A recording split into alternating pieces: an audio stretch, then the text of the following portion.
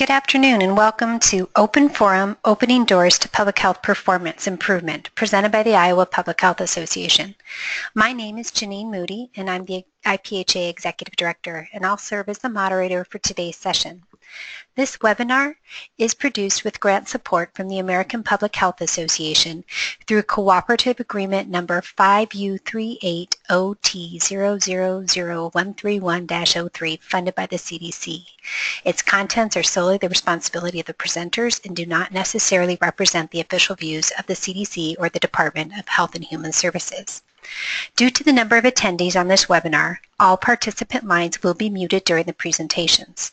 To submit a question for our presenters, please use the questions feature in your GoToWebinar control panel. I will monitor all submitted questions and pose them to our presenters during the question and answer portion of today's webinar. This session will be recorded and posted along with presenter slides. A few technical tips for optimizing your webinar experience. 1. Utilize a USB headset if available. 2. Use a wired connection versus wireless if possible. And 3. Close any applications on your computer which require large bandwidth.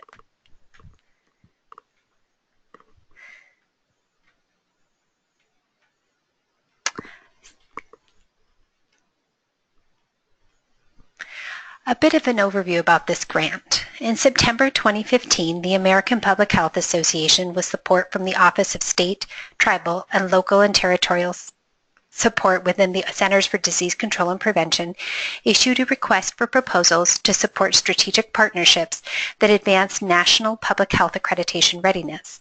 This competitive funding opportunity was open only to the 54 APHA affiliates, and IPHA's proposal was among the APHA affiliates who were funded. Through this mini-grant, IPHA was able to provide scholarship support to local public health departments to attend the Open Forum for Quality Improvement in Public Health in Indianapolis this spring. Hosted by the National Network of Public Health Institutes, or NNPHI, the Open Forum convenes public health department leaders to explore and shape the meaning of quality and quality improvement in public health practice. Today's participants will learn more about the intent of the Open Forum and NNPHI's role and resources as a convener. Hear from Iowa participants about the tools and resources shared at the Open Forum and accessible online, and have an opportunity to ask questions about the Open Forum experience and resources. Now let's meet today's presenters. Jessica Whaley serves as Senior Manager for Performance Improvement Initiatives at the National Network for Public Health Institutes. Jessica works closely with the Centers for Disease Control and Prevention and the Robert Wood Johnson Foundation, managing a variety of performance improvement projects. She supports the development of the agenda for NNPHI's performance improvement initiatives, including the support of state, local, tribal, and territorial health departments preparing to apply for accreditation through the Public Health Accreditation Board, or FAB.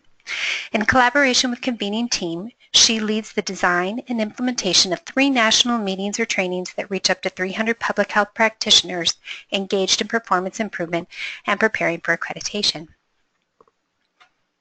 Next, Roxanne Smith will share highlights and resources from the Open Forum from this April. Roxanne serves as the Home Caring Coordinator and DPP Lifestyle Coach at Louisa County Public Health here in Iowa. Then Leanne Orr, who serves as the QA, QI, and Accreditation Coordinator at Siouxland District Health Department in Woodbury County, will share some tools and resources to support accreditation readiness as presented at the pre-forum workshop. Following Leanne's presentation, we will move into our Q&A session. During the Q&A, our presenters will be joined by Amy Thorson, Deputy Director of Scott County Health Department, Tricia Kitzman, Deputy Director of Johnson County Public Health, and Joy Harris, Modernization Coordinator at the Iowa Department of Public Health. Joy, Tricia, and Amy have all attended previous Open Forums and also serve on the Iowa Public Health Gaining Ground Coalition. Following the Q&A, Joy Harris will offer some closing remarks. With that roadmap of today's webinar in front of us, I will turn the floor over to Jessica.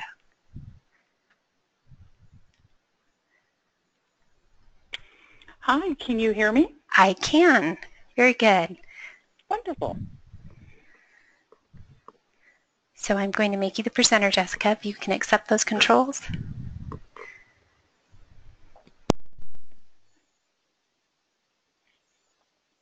I can, and you should be able to see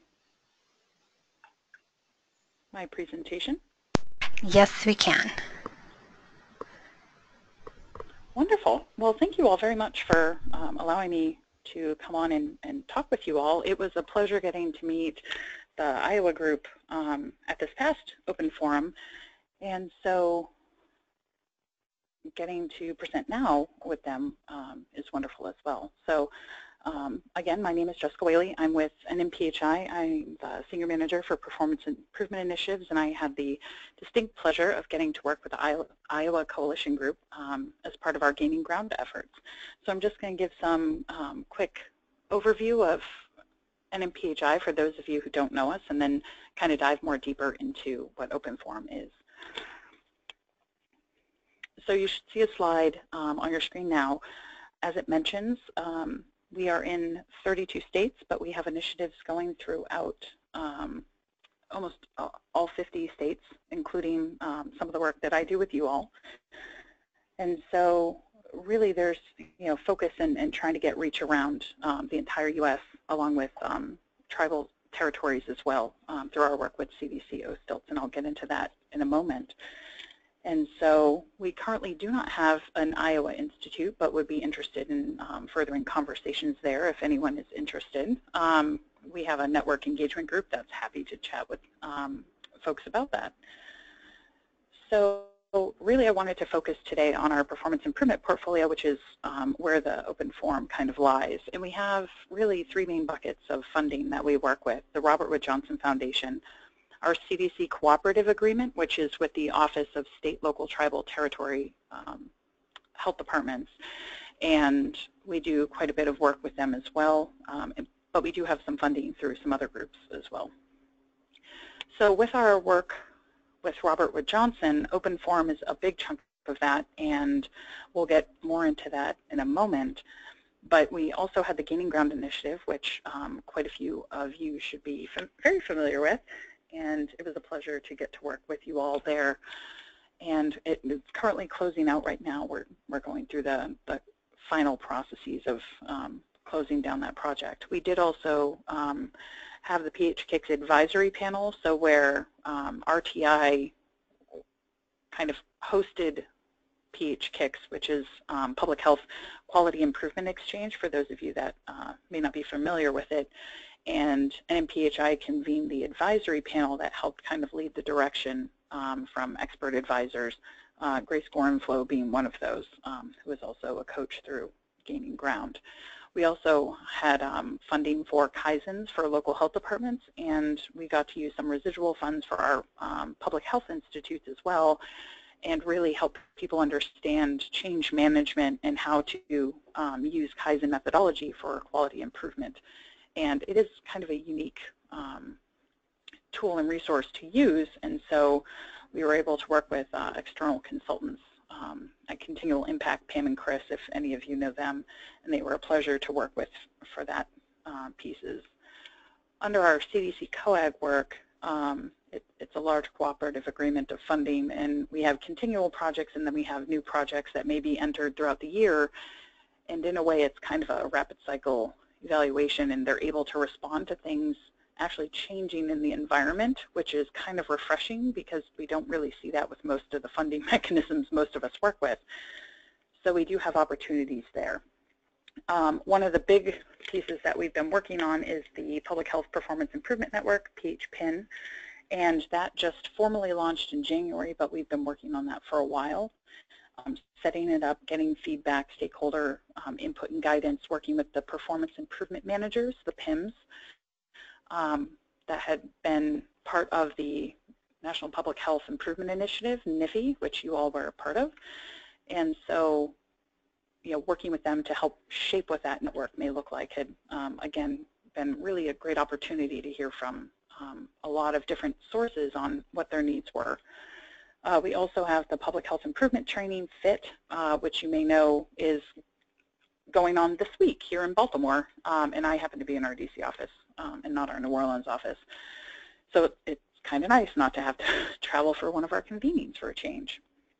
And so we have that going on, and the difference between the FIT meeting and the open forum convening is FIT is geared specifically towards hands-on training, so you learn about tools and then get to apply it within the training itself, where FIT tends to be more around the community of practice sharing of lessons learned. So you'll learn a tool, but not necessarily hands-on, but you'll hear the lessons learned in ways that you can kind of take it home and tailor it to yourself. So there's some distinctions between those two buckets. Also, we're working with OSTILT's group right now to write the story of NIFI, and so we're actively trying to bring that to an end, and it's been going for almost 2 years now. And we also did a training inventory for public health performance improvement, and that recently ended, so we'll be wrapping that up and seeing what kind of pitfalls are still there. So really, some of the other groups that we work with are HRSA. They fund our public health learning network, and also we do work with other groups like presenting here and also presenting at the South Dakota Public Health Association meeting in June to help kind of spread the word of performance improvement and see if we can get them on board with moving forward.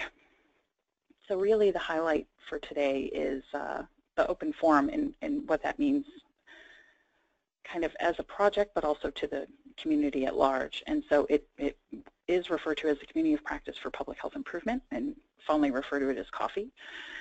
And it evolved from the Multi-State Learning Collaborative days.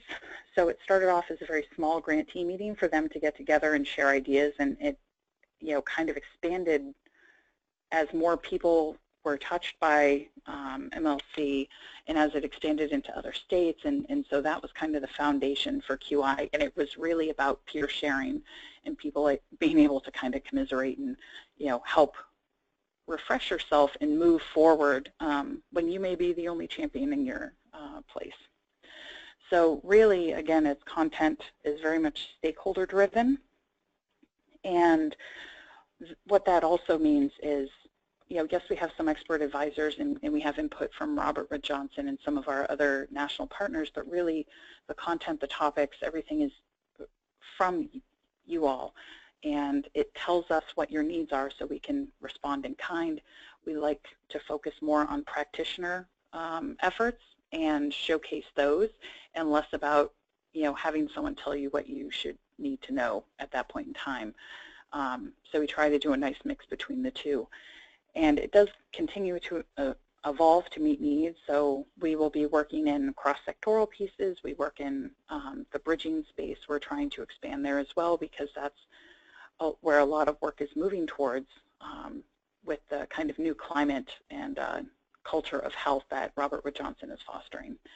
So our next open forum is going to be October 6th and 7th in Salt Lake City, Utah. And so we do have our upcoming stakeholder call right after this one today, and then tomorrow morning at 10 a.m. Eastern, 9 a.m. Central Time for you all. And so we will present kind of what we already have heard through evaluation. Stakeholders, people reach out to me and just send emails with input and suggestions, which are always welcome. And so we take all of that together, we'll present it back out to you guys, get feedback, input, see if anyone has new tools and things they want to showcase, and then we'll start planning open forum for October. So with that, I believe we're going to hold questions till the end, so please disregard this slide.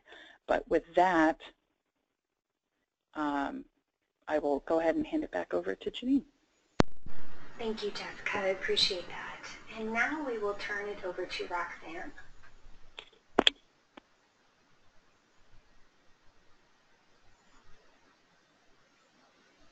Hello, can you hear me? I sure can. Thanks, Roxanne. We can see All your right. slides too. All right. Okay, so just to kind of start off and tell you a little bit about us and how we got there to the open forum. My background is as a public health nurse and kind of unofficially FAB coordinator. We're in a very small agency that doesn't have a lot of funding to get to things like this, and on the national level particularly. So this was our first time going, having a representative there, and we were only able to do it because of the scholarship awarded to us through the Iowa Public Health Association. So we're really grateful for the opportunity to be able to go. this is our home away from home. We serve about 11,500 people in our county and cover about 400 square miles. We have limited services, so no hospital in our county. Funding, again, is an issue across the board for all agencies in our county, or the few of us that there are. To kind of put it into perspective, other than no hospital, we have, for instance, no DHS office in our county. People have to go out to other counties for that. So we're just really limited in what we can do. So I just wanted to paint that picture for anybody who might be in a similar situation, wondering how these kind of things work for them. We have the core office staff of 6 people. We have 4 nurses, one of whom is our administrator, 2 office staff, and then we do employ 3 home caring aides. So what we were hoping to get out of this, and we kind of went in not really sure what to expect, but we were interested in quality improvement, especially how it relates to FAB accreditation. We are, or have been, part of the Gaining Ground and have been involved in learning. That was kind of our start. And then we were also awarded a multi-county collaboration with 3 other counties surrounding us, where we get together and we've started looking at the standards. It involved a self-assessment and starting to look at what needed to be done for certain standards in collaboration with other people to borrow resources. So we were really kind of new to the whole process up until just a year or 2 ago. We were trying to decide, is it feasible? Can we do it? How ready are we to be accredited? Will it make a difference or matter if we're accredited? We were just looking at all these things. We weren't sure, and ultimately, can we afford it? Those were kind of things we started looking at as we were going into this and hoping to get more answers from the forum in those areas. Of course, we were looking for resources, maybe some templates or tools that could help us expedite the process, and then networking. Looking to see what have others done. Are there people of our size that have been accredited? What were their successes, their shortcomings, and how did they do the process? We found that a lot of the standards require more data than an agency as small as ours has access to. So we were just kind of wondering what this process looks like for us. And as far as what we discovered there, and again, I went in looking with the FAB hat on, thinking accreditation, and I really left understanding that this open forum was great for quality improvement in general. Being able to implement some of these processes for your QI process is wonderful, whether you're looking for accreditation at this time or not. And then the resources, to be quite honest with you, were so overwhelming that I brought back a ton of stuff that I've been able to share not only with our county but the other counties involved in our MAC. And I would love to be able to go back and absorb more every time I go, because there was just a lot of information. It was a wonderful place to get resources. And probably the most beneficial thing to the forum was the networking, being able to meet Team Iowa and other people, the national platform that allowed me to meet people from big agencies, small agencies. I was kind of nervous going on to the national stage that there wouldn't be small people there like us, and there were, and there are some that had been accredited. So it's really nice to hear their stories and to get encouraged that it can be done even if you don't have hundreds of employees at your disposal. And then meeting Team Iowa, being able to put faces to names, and knowing that I can email or call was really great without being nervous that they're not going to want to share with me. So that was great. I want to share, this is probably my favorite thing that I learned from there was NORC. I'd never heard of them. We are run by a board of health and then overseen again by board of supervisors, like many public health, I think, departments are. But we are struggling with trying to justify the cost of accreditation, and I found this to be a really great resource. And I put someone else, Leanne might have this in hers as well, but if you have access, I don't know if you guys are going to be able to click and link that, but that's the link to the Dropbox of materials we were given access to at the forum. And then also I put in you could copy and paste that into a browser if you can't use the link. But so NORC was one of the breakouts or the roundtables I believe I went to, and they are looking at assessing the FAB process for accreditation and assessing the experience of applicants, the health departments that have been accredited, the satisfaction that they perceive they've gained from it, the value they've gained from it, and as well as barriers. They're looking at the outcomes of accreditation, which I think is really great to be able to take to your board to say, okay, I know it's a lot of money, but look at what other departments have gained from being accredited. So I would really encourage you, if you're looking for something to take to your governing bodies, to look up NORC. And you know, there hasn't been a lot of departments accredited for a long time yet, but as more and more become accredited, they're just going to have more and more valuable data to share with us. And then the next slide, this was another thing, and I know this is out there now, but when we went to the open forum, we were all kind of wondering about it. This is FAB's 5-tier accreditation fee scale. Again, money was a big issue for our department, and I was very interested to go and find out how they decided to change the breakouts for that. And you can find this on FAB's website as well. And then these are just some of the people that were represented at the forum, and their plethora of information they have is, again, kind of overwhelming. But I would encourage all of you to look up FAB, NACCHO, the Public Health Foundation, Robert Wood Johnson. They have tons of resources that can help you with documentation, training, China HIP, workforce development, strategic plans, all the things that you're looking for if you are hoping to become accredited or even just improve your QI process. And this is me, and again, I guess we are going to save comments, so that's all I have. I think Leanne might dive deeper into some more resources for you. Thank you, Roxanne. And we will go ahead and turn it over to Leanne now. Leanne, can we check your audio? Yep, we sure can. How is it? You're set. Okay, thank you. All right. Okay, so I need to click show my screen.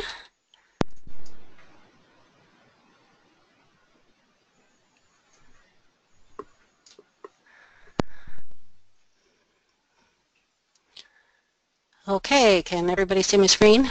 Yep, you're all set. Thank you. Okay, great.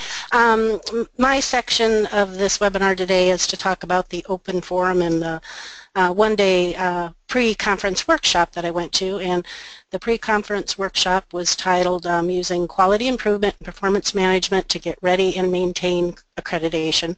It was presented by Marnie Mason from Mar Mason Consulting and Susan Ramsey from Pearls of Wisdom Consulting. They did a fabulous job, and the day was just packed with thoughtful things to do to use QI and performance management to get ready and maintain for accreditation. So on my screen right now, you'll see one of my QI projects, and this is Bailey. The photo to the left when she was very, very little and a new puppy, and I could corral her in a basket, which was fabulous. But as you know, just like programs and agencies, things change and grow. So there she is in the next picture on the couch where she's not supposed to be. So anyway, I always try to have some fun and think about using QI with her training. Their recommendation for the day was to use Plan, Do, Study, Act for accreditation, and there's a set of steps there. And then, by the way, we will be getting out to everybody the link to go to a Dropbox which has all the materials that were presented to us at the open forum, including a separate one for this pre-conference workshop, so I'll encourage you to take a look at that. But basically just lists out the steps for Plan, Do, Study, Act and how to apply those to your accreditation. And then also, if you're not quite ready to go that step towards accreditation, then how you can use your Plan, Do, Study, Act to improve your quality improvement approaches. So basically, you want to start where you are and examine your current activities, and you can use in the Dropbox, there's a list of accreditation checklists that are available, so you can go through these checklists of your things required for initial accreditation, for your plans and processes that you need to have in place, an infrastructure checklist, and then an accreditation process checklist. So lots of ways of looking at keeping it moving forward, and if you actually sit down and go through those checklists, you can really see where you might have gaps. And the gaps that you want to identify include some of your prerequisites, which is your CHA, your CHIP, your strategic plan, your workforce development plan, emergency operations plan, organizational branding strategy. That's one that we still have to work on here at Siouxland District Health, because we've got a lot of good materials that we distribute and a lot of marketing that we do, but we don't think we've ever sat down and actually planned out a branding strategy, so that's on our to-do plate right now. QI plan and performance management system. And in the folder with all the other tools, there's a public health accreditation project plan template, and basically what we did throughout the day while we were there is, as we looked at our checklist that we took the time to complete, then we would write down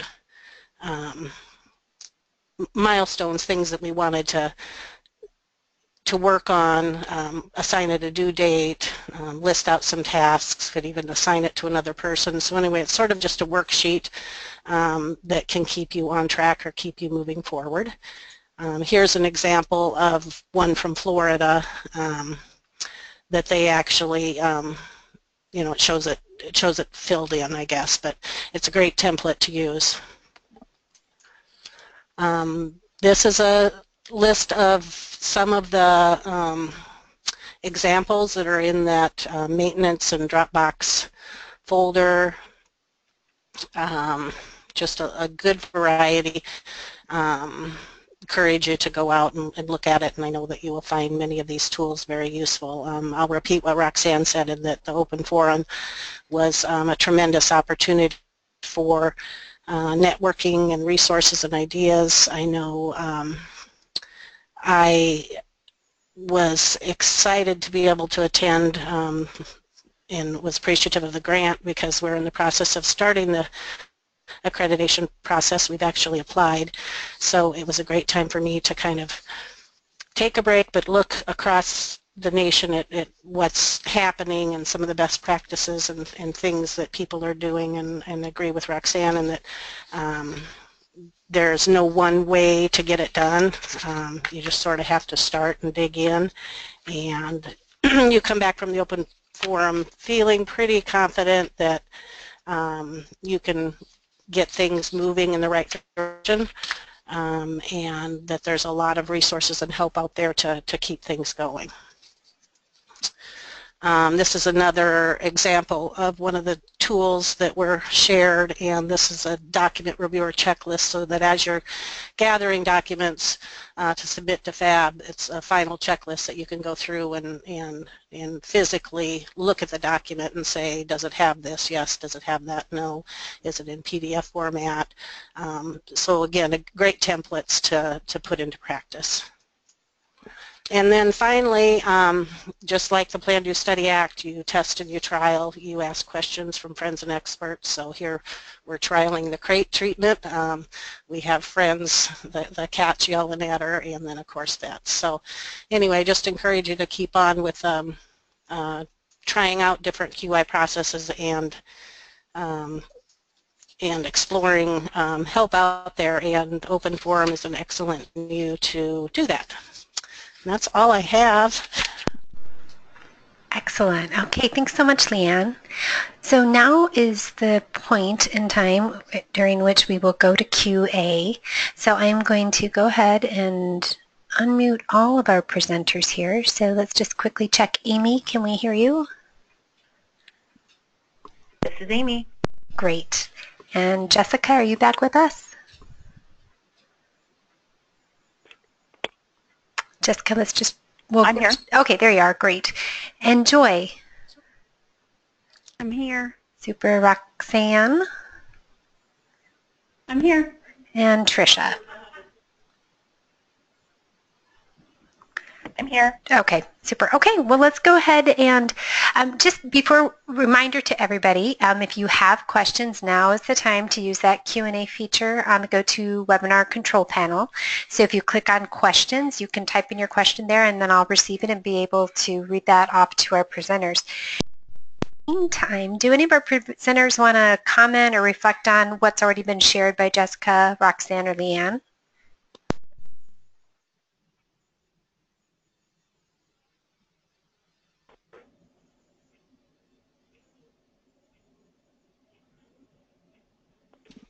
This is Joy. One of the things that I think is really interesting about the open forum is how many different states are represented.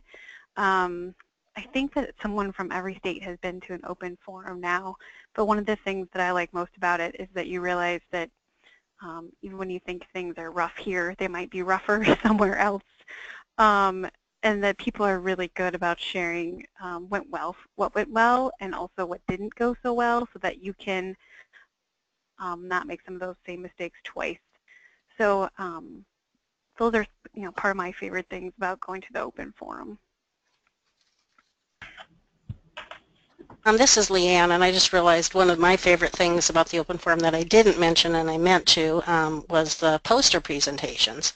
And there is on the link that you'll be receiving, there is a folder with the poster presentations, but the folks doing those were just like you and I from across the nation, but just very passionate about their projects and the things they did, and I came back from that with really terrific ideas. In fact, I was supposed to be meeting the rest of the group for a dinner date one evening, and I was like, I can't leave yet. Catch up with you. So I walked over there by myself because I was so engaged in some of the ideas and the great work that's being done out there. Great. Okay, so this is Janine killing time because we're waiting for those questions to start rolling in. So Tricia, you've been to a few open forums now. What are the things that have been valuable to you upon return to your health department? I would say, I think this has been said before, but I can't express it enough. Just the connections you make. People who have kind of moved forward before you are really there to help. Like, I cannot believe how many people have been just so willing to share and exchange business cards when you're able to network during either lunch or you go to somebody's presentation afterwards and go up and talk to them, and they give them a business card, and you get back to the office and you email them thinking, oh, they're, people get busy and sidetracked. No, everyone has been phenomenal on emailing back saying, here's a resource, here's what I use, and emailing it to me right away, giving me pointers on this is what we use, but here I would suggest trying it this way before you roll it out.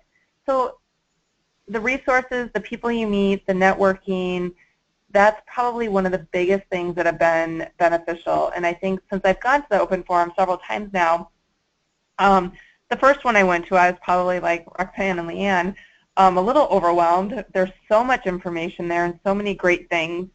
But I think the more I've attended, the more I have I've been able to focus on, okay, so this open forum that I plan to attend, this is my issue. And so I make sure when I'm looking at the breakout sessions that I plan to attend, I try to focus them on the things that I know my department or I'm struggling with either QI or accreditation. So it's been able to help focus me down on what I do plan to attend.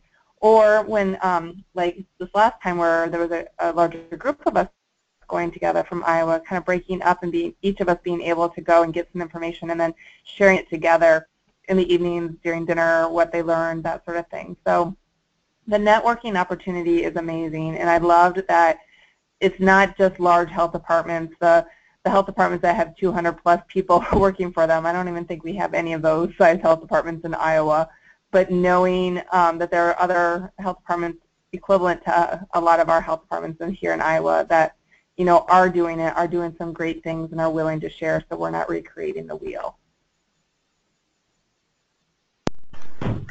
Thanks, Trish. And Amy, are you still with us? What are your thoughts? What's been helpful to you? Well, I was thinking a couple things.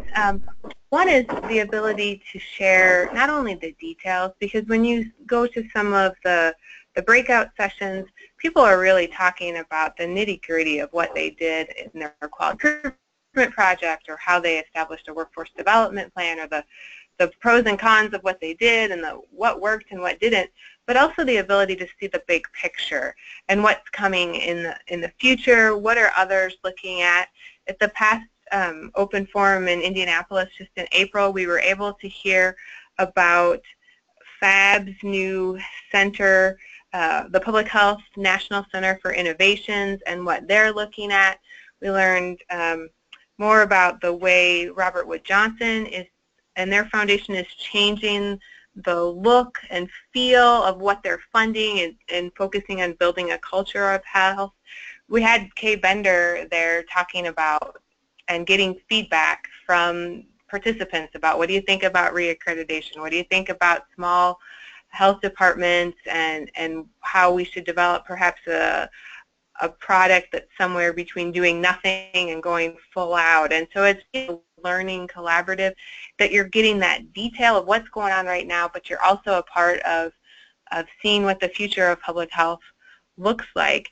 And it brings all of these resources in one place. So you can go around at a break and pick up resources from, NACHO or ASTO or any of those groups that we all get webinar information about or newsletters about, but those people are there and they're willing to talk to you, and it's real, and they're there with you the whole time. You can run into them in the hallway and ask questions, and contact information sharing. So it's not even the peer-to-peer health departments, but it's those national partners that are there sharing their information, sharing their resources, and saying, give me a call if you have questions. And it's a manageable format. It's certainly overwhelming, but it's not nearly as overwhelming as walking into, for example, a APHA conference or a NACHO conference, where you have pages upon pages upon pages of sessions, and where do you go from everything. This is very focused on quality improvement, performance management, and so you feel like you're not as overwhelmed as you could be. So those are some of my thoughts. Thanks, Amy. Jessica, I was wondering, maybe you could share a little bit with us, how are the open forums different from, I think they happen twice a year, so how have they evolved over the years? Do you repeat some content? Do you have sort of a basic 101 curriculum that is woven through each one of them? How are they different from one another? Sure. So as I mentioned, I think the biggest challenge for picking content for open forum is the fact that performance improvement in general is on a very large spectrum.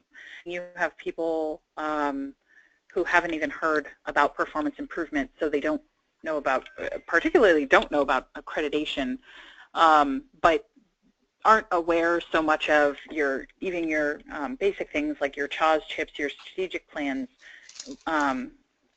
As Leanne was mentioning, all those components that kind of come together for accreditation, but those are just foundational kind of good practice for public health as well, and they typically fall under that kind of performance improvement umbrella.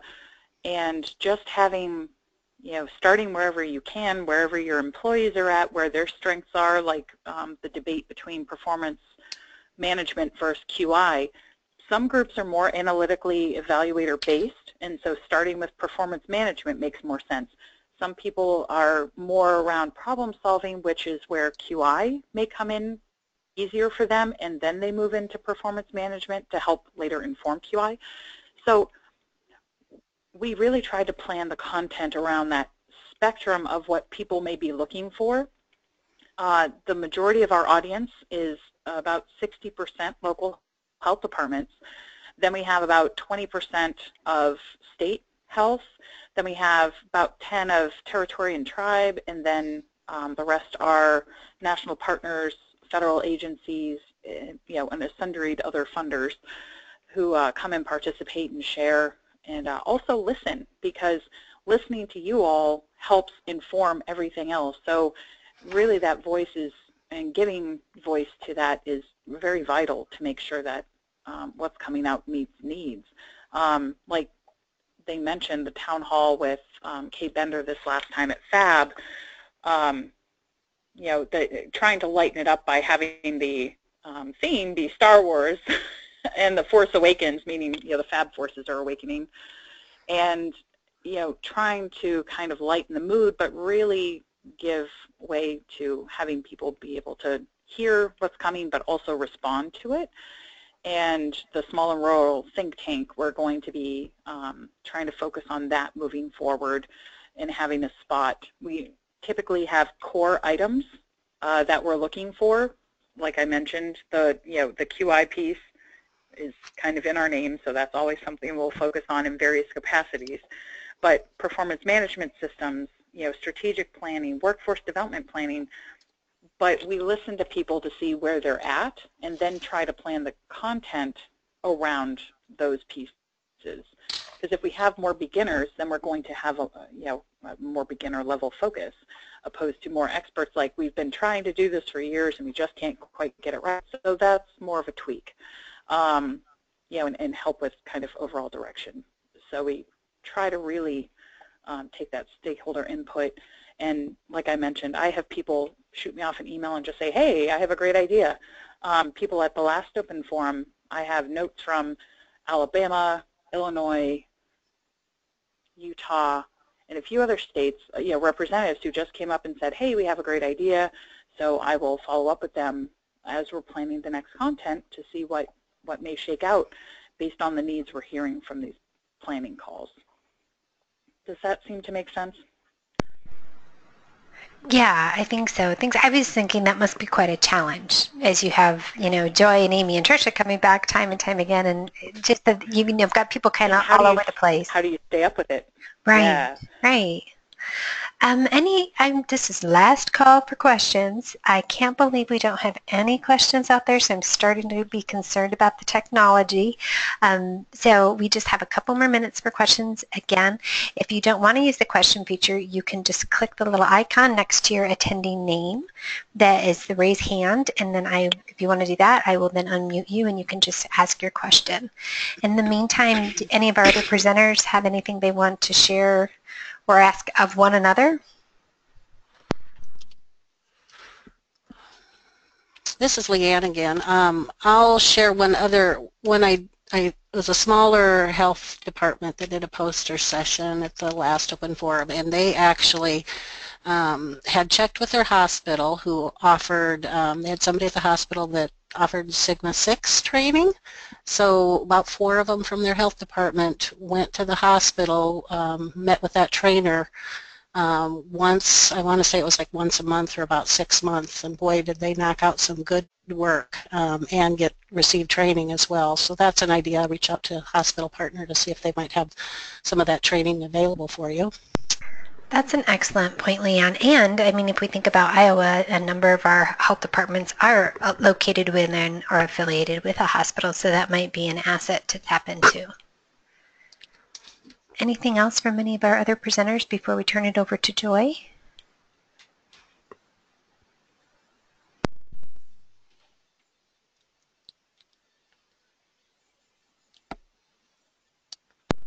Okay, then, and I just want to take a moment to note, if you look at your control panel here on the webinar, there is a handout segment, and I've uploaded the first 4 presentations that you've heard, or the 3 presentations as well as my moderator slides, and then in a moment I'll upload Joy's slides as well as a PDF. And again, this recording and all the slide sets we'll make available on the IDPH modernization page, and we'll get to that at the end of the webinar. But just if you're on the webinar now and want to start downloading those slides, you can access those in the handouts component. Okay, so Joy, we'll turn it over to you now.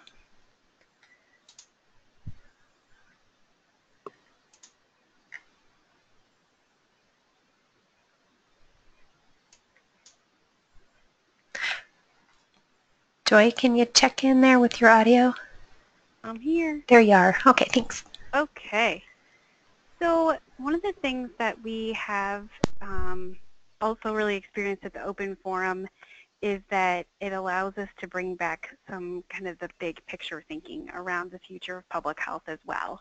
And this has been really important from the state health department perspective, I think, that when I go to these meetings, I get to hear about some of the big research that's being done, what the futures look like. And so this is always the stuff that Director Claybaugh, that Garrett wants to hear about and bring back. And there are a couple of things that we've heard about the last couple open forums that if you haven't heard of them, I think they're really worth looking into. And these documents are all going to be part of what the department looks at as we look at our next strategic plan. And I think as we look at the shape of the governmental public health system through public health modernization, these are also kind of huge documents that we can use and draw from. And I first heard about them at the open forum. So for me, hearing those big things is really exciting, as well as getting kind of the nitty-gritty on quality improvement projects. And the first one I wanted to highlight was Public Health 2030. This group was done by some futurists, and they looked at 4 different scenarios for public health in the future and what it could look like, what funding could look like, what weather could look like, what the population could look like, demographics, and some of them were downright scary. Like I was really sad that I can't retire before 2030 as I was listening to some of these presentations, because it's a little scary to think about all the different ways that public health can go. But Public Health 2030 is a phenomenal resource to start thinking about how we can move our public health departments forward and what we might be facing in the future. So that's one that I wanted to highlight. We could do a whole webinar on the 4 scenarios. It is very interesting. The next one I wanted to highlight, this was related to what Amy mentioned with the Public Health National Center for Innovations. They're taking over some work that's being done based on an IOM, an Institute of Medicine report, that was done in 2013 that recommended that public health departments have a minimum package of public health services. So it seems like we're still trying to answer that question of what should public health do and what should it look like. And then it's actually really negative in some aspects to say when you've seen one public health department, you've seen one public health department. Because that means that we can't make comparisons and that we can't look for our population to receive equitable care from the public health system. And so this model, it's version 1, but FAB's new branch, the National Center for Innovation, is undertaking this work with 13 states who are going to be looking at this. Only the first 3 have been named so far, which are Oklahoma, Ohio, and Washington. And they're going to work to develop kind of the larger community practice around this, which really gets to what's the governmental public health niche. What can governmental public health do that no one else can do? And it's related on a lot of things as we look back that came out of the Iowa Public Health Standards. It aligns very nicely with those foundational capabilities there at the bottom of this picture, showing like what we need to have in place so that we can effectively do public health. I think it's really interesting that all hazards preparedness and response kind of ended up with some of those more infrastructure type areas, as well as surveillance, epidemiology, and laboratory capacity. Then on top of those foundational capabilities, we also have these foundational areas: communicable disease control, chronic disease and injury prevention, environmental public health, maternal child health, and then the linkage piece. And I think that in those areas, there are a variety of ideas about what that could look like. And for centralized public health systems versus decentralized public health systems like ours, that can be very different. And then what I really love to hear people talk about, they get more uncomfortable about what's above the line. Because we have things we need to do in these foundational areas, but then the rest of what a local public health department and state public health department does is above the line, meaning not as well defined, but it's whatever is related specifically to your community. So a lot of that is based on your community health assessment, your community health improvement plan, where you are the only provider. There's a lot of things that happen that aren't necessarily the governmental public health niche. This is a model that we're looking at with the Public Health Advisory Council through Public Health Modernization. And I think it'll be really interesting to see how this work goes forward over the next year or so, and to watch what's happening nationally with those 13 states and what they do with this model. So we'll be watching closely, and the open forum will be a great way for us to do that, hopefully. And then the other thing that I really appreciated with this document, there was a presentation by a couple of local public health administrators on the high achieving governmental health department in 2020 and the role of public health as the chief health strategist. And there are 7 roles that they say public health departments should play, and a lot of them related to public health being conveners and better use of data and community facilitation. And these concepts, I think, aren't new, but the way they put them together in this document I thought was very helpful, very straightforward. And if we use kind of those sets of governmental public health that this document defines, along with some of those scenarios in Public Health 2030 and the foundational public health services, it all kind of helps the thinking about where we might go and what public health might look like in the future, what capacities we might need to develop, what workforce development issues that leads to. And so it's just really exciting to have kind of these bigger level documents and thinking to help with our strategic planning in the state of Iowa. And everyone has kind of mentioned this, so I feel like I'm repeating some, but some of the people that I look forward to hearing from at the open forum are the CDC, the Public Health Foundation, FAB, Robert Wood Johnson Foundation, NACCHO, and ASTO. Those folks, like Amy said, are there. You can talk to them, touch them. You might run into them at dinner. And so it's really nice to be able to meet with those people, have conversations, and they really are interested in what we need in Iowa.